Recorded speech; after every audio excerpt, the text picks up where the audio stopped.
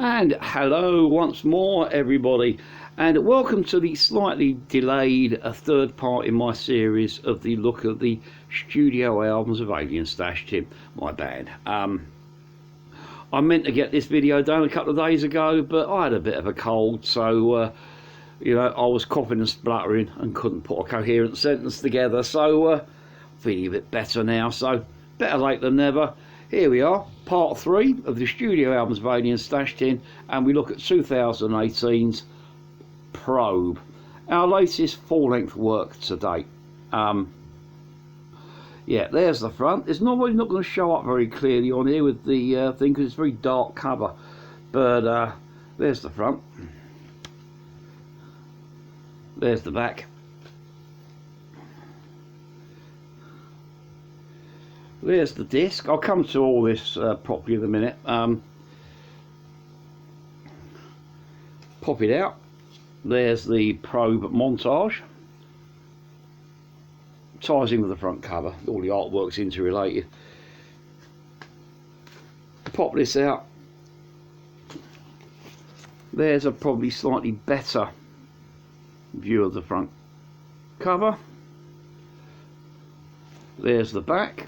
Band image taken backstage at the Solar Sphere Festival, 2017 I think, or 2016. Anyway, Solar Sphere Festival backstage cover, and just a massive, yeah. It's like anything, you know. The longer a band's been together, the more people you meet and more people you want to say thanks to when you record an album. So, yeah, it's a big, long list there. Anyway, I left the story in 2012 when we issued On a Pinstripe Planet, and not about to rest on our laurels. Pretty soon after Pinstripe came out, we decided to start writing material for what would become Probe. Got the songs together. The songs came together over the course of about a year or so. So by about early 2014, we went into the studio. Intending, because we managed to turn On a Pinstripe Planet round in just over a year, so we were hoping to do the same with this one. However, best laid plans of mice and men and all that, we started recording with the again we used our band rehearsal room up in Hannam, set up and do a kind of live take of most of the tracks, recording the bass and a lot of the bass and all the drums live, guide vocals and guitars, and then it was off to John's studios, which he had now named Earthly Hand, to carry on recording. However, although we managed to get a couple of sort of like tracks together, most notably Grind 'Em Down, which was the first single off here, a number of factors kind of slowed the production process down. First up was John Gould, who was the lead guitarist at the time, who was also the lead. It was a band production job, but he was the kind of main producer and coordinator. It was. A lot of it was down to the fact that he had to relocate house at least twice or 3 times during the recording process, which meant that for past periods of time his studio was knocked down. It wasn't his fault, just the way things worked out with his domestic situation and work and that. So, you know, he the studio had to be knocked down, moved, and then he had to negotiate with the missus for space, etc., and you know, keep the domestic side sweet while he rebuilt the studio, which slowed the thing down a lot. Hence the reason why some of this stuff, primarily John's stuff, John stuff, was recorded in other studios, which I'll come to in a bit. Then the other thing is we learnt a few lessons from the recording of Pinstripe Planet about the mixing and the mastering, etc. And we were determined to get it right this time. Especially kind of getting the vocal levels right. So we decided, it was a conscious decision not to rush. We drip fed a couple of tracks out as a couple of singles before release, before the album came out, but we were determined not to push the and rush it and make sure we got it spot on. And I like to think overall we did. I really went to work on the artwork on this, which again I'll come to in a bit, but I'll give you a track by track guide first of all. Now, the opening cut on here is a track which has become Alien Stashing's theme song. It's People in the Sky. It was originally kind of come in from, the germ was kind of sung by a guy called Jeff, our loyal roadie, fifth member, kind of just been with the band for since about 2005, 2006. In a backstage capacity, he helps with the gig booking. He helps with the he helps with shift the gear on stage. He kind of promotes us. He does some of the publicity for us and that. Lovely geezer, and we couldn't do anything, and we'll be a lot worse off without him. So anyway, he comes into the rehearsal room and saying, "Have you heard that the Voyager probe has just gone outside the solar system?" This is going back about 2013, 2014. And that led to a conversation of what would happen when if anything out there found the probe, because it does contain, as you can see on here, and actually it's probably better because it actually makes up the background for the disc, the famous Sagan record, which is a gold-plated disc. If you open that up, you find a vinyl record full of music and sounds and images on Earth. And on the outside, there's directions about to find us. Now, by this time, the E.T. Proby character had developed, not only visually, but the backstory to him whatsoever. Basically, it turns out the guy's an intergalactic pervert that likes travelling around his star systems, shoving probes up life forms' bottoms, just for kicks. And so I got this kind of idea, began to hatch of kind of E.T. Proby finding Voyager, getting the Sagan disc, finding out where Earth was, and then coming back to give humanity a damn good probing. The song itself was written over a couple of jam sessions, over a couple of weeks. Just kind of, it came together, we started gigging it, and people just took to it. When we do it live, there's lots of audience interaction. I mean, I normally sing it from the middle of the crowd. It's just a great deal of fun. Become our theme song. People call out for it right from the day we at the stage quite often. So that was, and that kind of laid out the kind of concept for the album, etc. This album is not a concept work, I hasten to add, but it's the one with People in the Sky on it. Second track up, One Song Woman. The number that has been for the last few years our set opener live. Loosely based on a true story of a girl I met at a gig, and basically, she's a bit drunk, I'm a bit drunk. We all kind of, it happens when sort of like lustful men meets lustful women. But anyway, cut a long story short, she eventually came back to mine. I have a large record collection, as those of you that have seen some of my other videos will know. And she took one look at my record collection and said, "Oh no, they're all gathered dust, you've got to get rid of them." And I'm thinking, fuck you, this is 40 years worth of vinyl collecting it. And as a DJ, it represents part of my job, So basically, I knew it weren't going to work, and she left.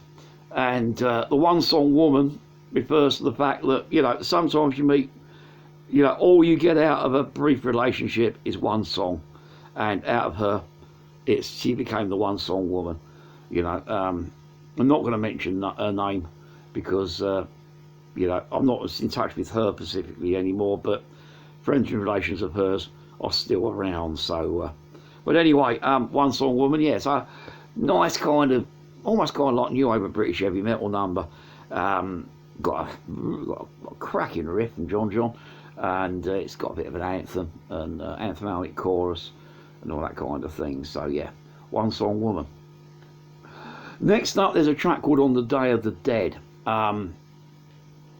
where me and John Gould let our inner Wishbone Ash out. It's again another song like, you know, occasionally crops up. It's the only one on this album that is guilty of this, but this goes back to, I mentioned a project called Spartacus Jones when I was talking about the Pinstripe Planet album. It's a track that we've been doing since live for a while, well, since about the time of the Pinstripe Planet album came out, and so it was originally, the original bones of it were written for my old project Spartacus Jones, but it kind of become a stashed in number because the guy, like happens to these things, the guys got their hands on it, give it a complete rework, and you know, it's kind of like a semi-prog rock number in places. So, and then we decided that it needs a twin guitar line, so it's got this Wishbone Ashy section in the middle of it. It's quite heavy in places, but it's quite light and picky in places.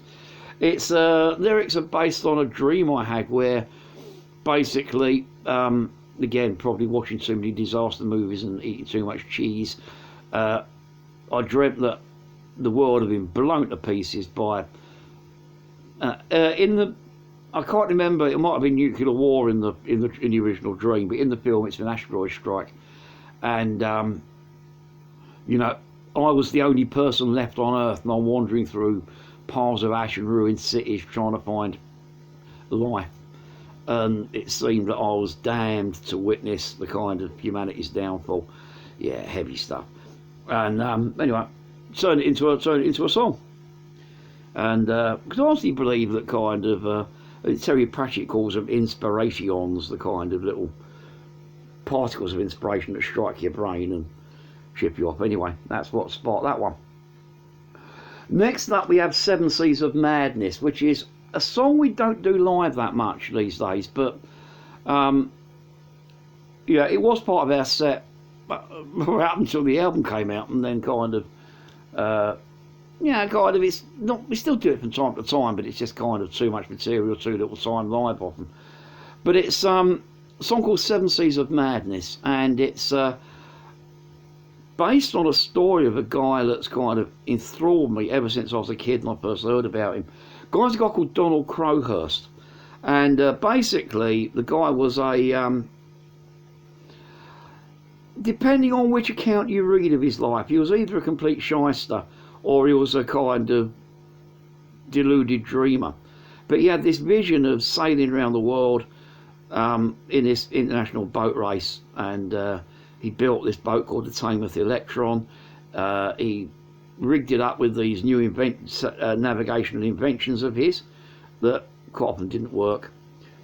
Set off into the middle of this round the world yacht race, and basically decided to cheat the fuck out of everybody by his boat was leaking. He knew he couldn't survive going around the world, so basically he headed down to the South Atlantic and went around and round, landed in Brazil, repaired the boat, and then went around and round in circles, hoping that when the ships came and the other racers came around the other end of around the other side of the world, around Cape Horn, Cape of Good Hope, sorry, he could tug on the end of the fleet, come in an honourable fourth or fifth out of the dozen or so competitors, and yeah, that was it.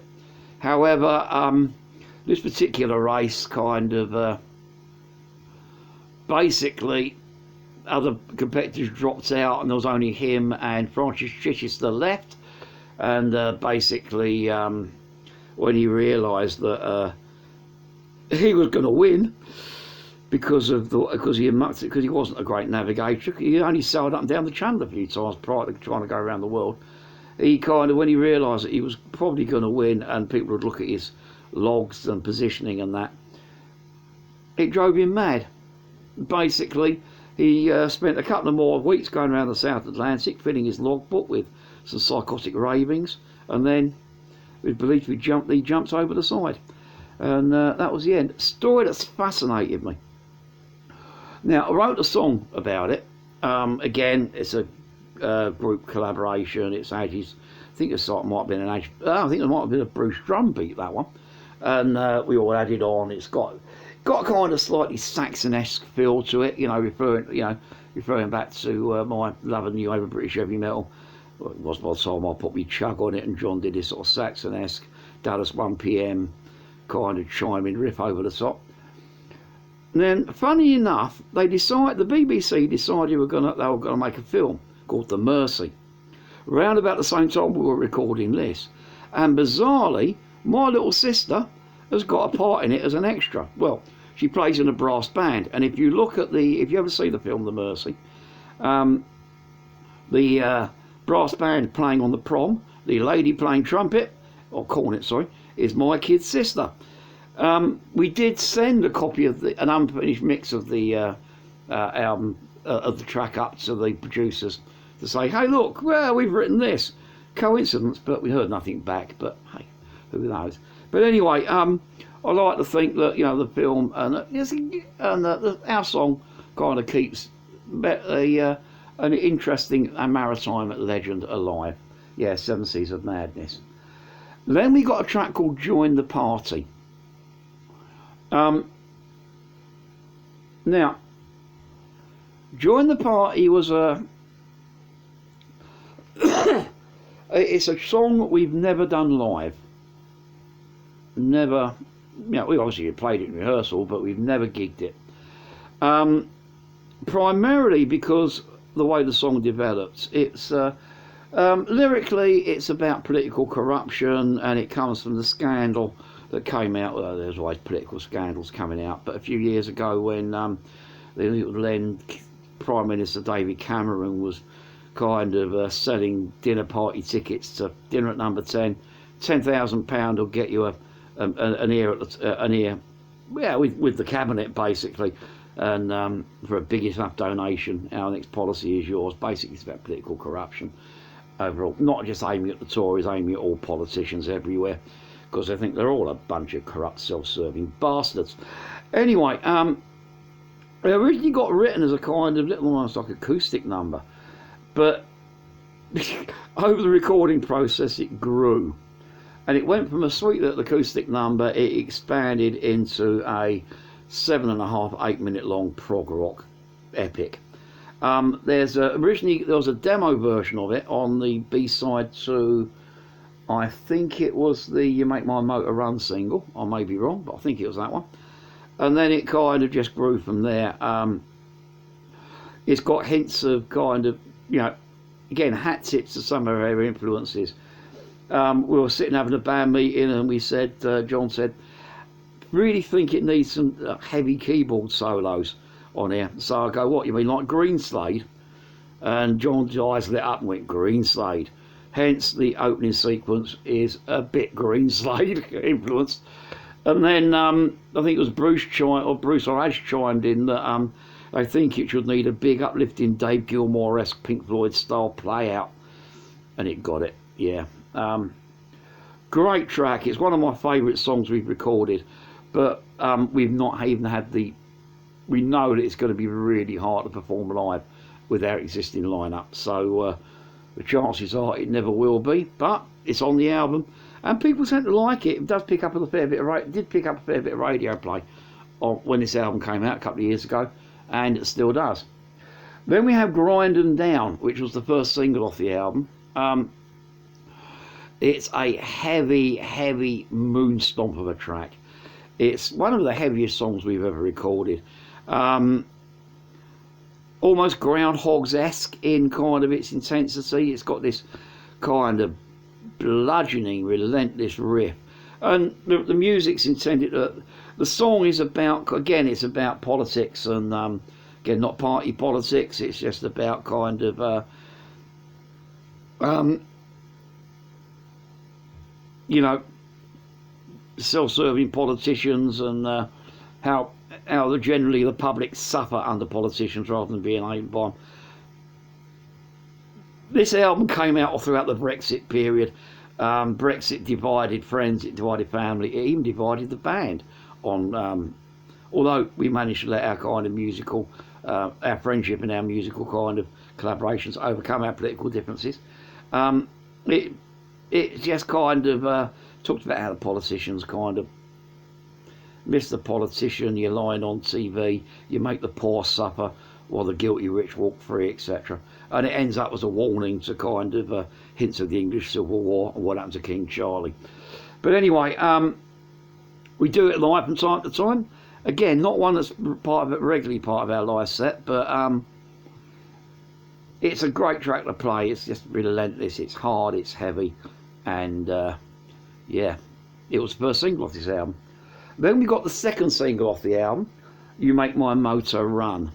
As a kind of, again, a more kind of mainstream sort of heavy rock metal number, which is written and dedicated to, well, basically, it's any woman out there, or any man out there, whose partner, anybody whose partner is in a working, gigging band, and, you know, rock and roll widowers, etc. And because it takes a special type of person to go out with a musician, and because, you know, you've got to trust that this person is not going to do the dirty behind your back while he's away in a hotel up in Oswald Street or Cleckheaton or wherever. You know, you're going to have to put up with the fact that sometimes drunken women are going to kind of drape themselves over your loved one, and you know, it happens. No denying the fact that it happens. And yeah, it's dedicated to, well, the stashed-in widows, as we call it, those who partners and wives that kind of bear with us, and, you know, either actively encourage us to get us out of the house, or roll their eyes and go, all right then, if you insist. So dedicated to them. It's a nice little story of about, you know, a girl that goes to see her partner at a gig, and she enjoys herself, and yeah, they end up cuddled up in the back of the tour bus, in the back of the van coming home. Then we've got Little England, a song that is still very much part of our live set, and it's one of our longest tracks. It's just under 10 minutes long. The only stashed-in studio track that's longer than that is track off our Farmyard EP, Heart on Fire. But Little England came from a very angry place. It started out as kind of look, music started. Well, actually, it started with, that's right. It started with the lyrics. Now, I had, you know, I alluded to on an earlier edition of this that I, you know, can be sparked to join in protests and rallies from time to time. And where I live in my area of Bristol, Barton Hill, we've got a big Somali community. And, you know, a lot of these guys from the Somali community, they are, not this cliche, but they're my friends, they're my neighbours. They're lovely people overall. You get some arseholes, but you get that with everyone. But overall, really nice bunch of people. And they had they brought up an old derelict kind of warehouse that they turned into a local community centre aimed at the Somali community. They do kind of English classes there, there's meals for the elderly, etc. Well, they wanted to open not a mosque, but I can't what it's called, a little prayer room. And you know, no one objected to that, apart from a few thugs on the English Defence League. And word got out that the EDL were going to come down and protest. And you know what those arseholes protest is like. We're going to come down and protest about the opening of this prayer room. So the locals spontaneously, on the day the prayer room opened and the EDL was supposed to be coming down, decided we were going to have a mass show of support for our friends in the Somali community. and there must have been about 250 people outside, you know, to witness the opening of this thing. It was a great thing, you know. They came there, there was food provided, and everybody had a really good time and got to know everyone. You met people you didn't meet and caught up with loads of you that did. And well, the EDL did show up, about a dozen of them. Took one look, realised they're outnumbered, threw a few racial insults, and then buggered off quick. Because they weren't stupid. Well, they are stupid, but they weren't that stupid. Anyway, one of my neighbours sadly passed away a year or two later. Was a World War II veteran. He had fought in El Alamein, he had fought in Monte Cassino, and various other actions throughout the kind of desert and southern European campaign, Second World War. And I was chatting to him, and he was saying about, you know, he lost friends and loved ones fighting against this kind of sort of racial fascism and racist kind of political ideology. And he said it's at times he feels that, you know, kind of him and his friends made their sacrifices in vain because of this kind of neo-Nazi, Little England, sort of like American exceptionalism kind of, political thinking that's kind of rearing its ugly head in the mainstream. Earlier today, I was having a text chat with my mate Tanya in Germany, and she was saying how bad it is over there at the moment with the far right, etc. I've thought over what he said, and I eventually came up with this set of lyrics called Little England. And basically it talks about, and I'm proud to be English, but I'm not a dyed-in-the-wool and that patriotic nationalist. I can't help where I was born. It was just where I was born, simple as that. And it mentions about the times when the English and the British have got together to fight. It talks about the Roman invasion first of all. Then second verse goes on about the Second World War, and then the final verse talks about the kind of dumbing down of modern culture and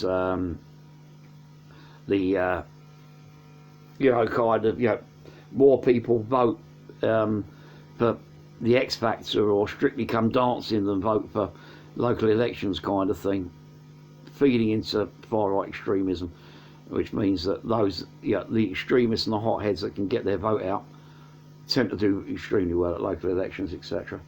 And then there's the middle section, which is a story loosely based on my friend, what my old friend Bill's kind of story about, he comes home from the war, he's built a home fit for heroes, fascism's been defeated, and then kind of, he watches race hates and mob marching by and asks his question, what did he fight for, etc. That's how the lyrics came together. And when it came to music, we wanted to do a song collectively. We've been talking about doing something with the old Devil's Interval, da-na-na kind of phrasing. And basically,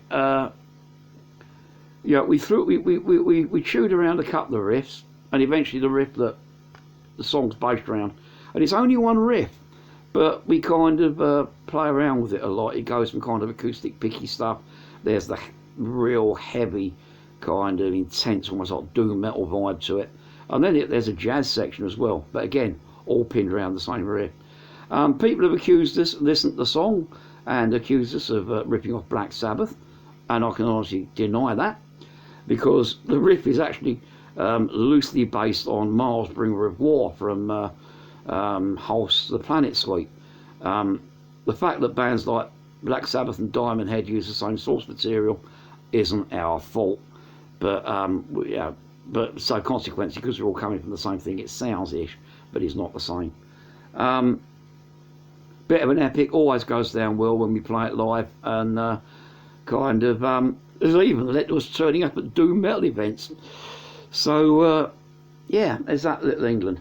And then the last track is People in the Sky Glissando, which is we wanted something, it was written during the recording of the album, and we wanted something to kind of tie the album together, because you've got the opening bit, but ending on Little England didn't quite sound right. So John came up with this idea of doing a reprise of People in the Sky, but he's a massive Steve Hillage fan. And then there's is it Hurdy-Gurdy Glissando or something like that, which is a classic Steve Hillage track. And so using the kind of playing on his title, did a glissando guitar part, loads of keyboards on it.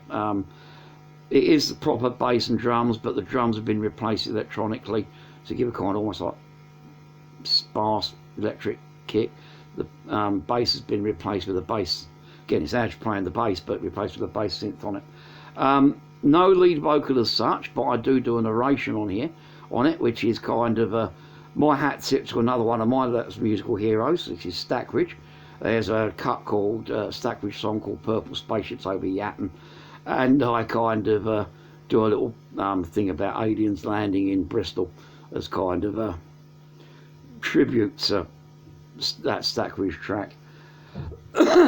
It also contains lots of kind of radio clips of people spotting UFOs and what they hear for, and American senators asking questions in the houses of Senate or Congress, whatever it is, about aliens. And it ties up the album neatly. So it came out in 2018. We launched it with a bit of a party event at the